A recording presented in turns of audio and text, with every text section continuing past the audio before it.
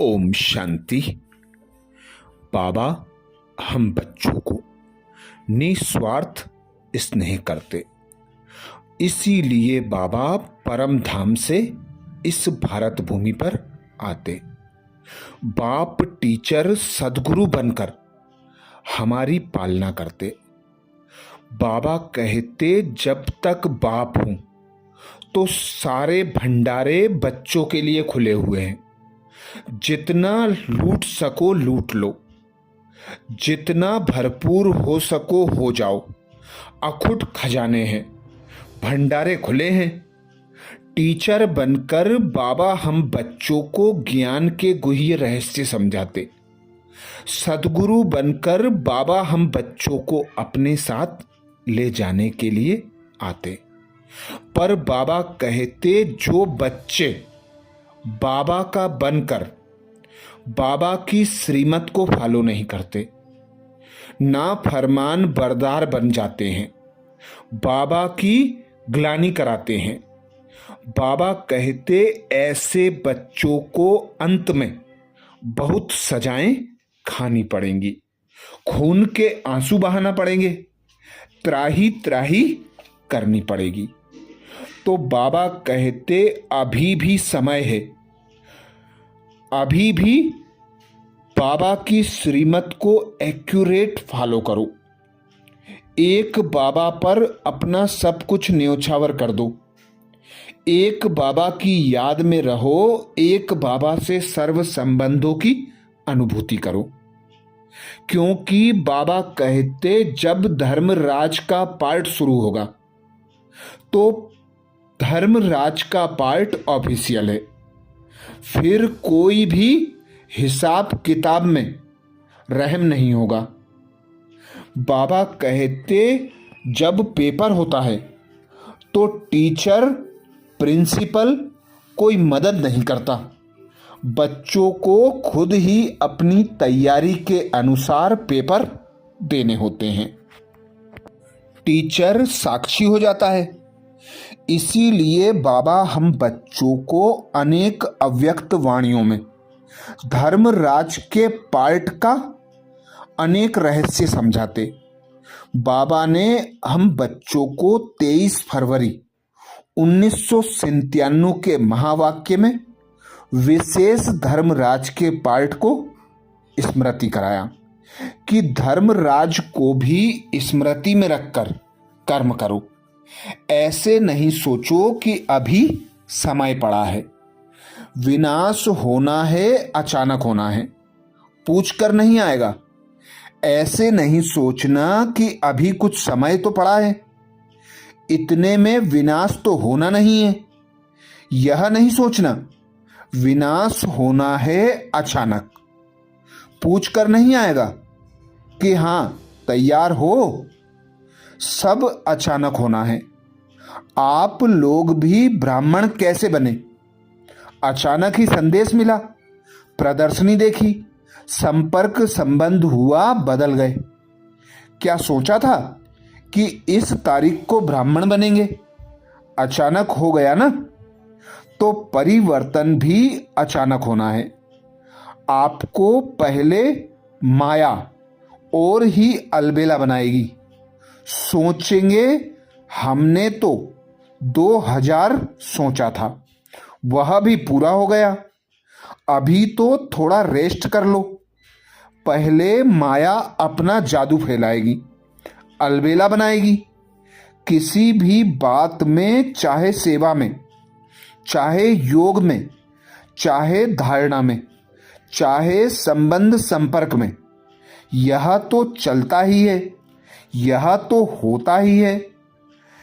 ऐसे पहले माया अलबेला बनाने की कोशिश करेगी, अनेक प्रश्नों में डाल देगी, फिर अचानक विनाश होगा।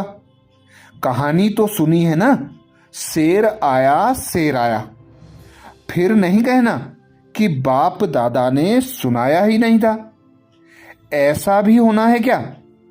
इसलिए पहले ही सुना देते हैं। अलबेले कभी भी किसी भी बात में नहीं बनना। 4 ही सब्जेक्ट में अलर्ट, अभी कुछ हो जाए तो अलर्ट। उस समय नहीं कहना बाप दादा अभी आओ, अभी साथ निभाओ, अभी थोड़ी शक्ति दे दो, उस समय नहीं देंगे। अभी जितनी शक्ति चाहिए, जैसी चाहिए उतनी जमा कर लो। सबको खुली छुट्टी है, खुले भंडारे हैं। जितनी शक्ति चाहिए, जो शक्ति चाहिए ले लो। पेपर के समय टीचर व प्रिंसिपल मदद नहीं करता है। ऐसे ही जब बाबा धर्मराज के पार्ट में आएंगे तो बाबा कहते, फिर तुम बच्चों के हर पार्ट को मैं साक्षी होकर देखूंगा, कोई भी मदद नहीं मिलेगी। इसीलिए बाबा कहते, पुरुषार्थ में आगे बढ़ने में यह आलस्य भी बहुत विघ्न रूप बनता है। यह जो कहने में आता है, अच्छा सोचेंगे, करेंगे, कर ही लेंगे, यह आलस्य की निशानी है। आज सोचते हैं कल से करेंगे, यह कार्य पूरा करके फिर यह करेंगे।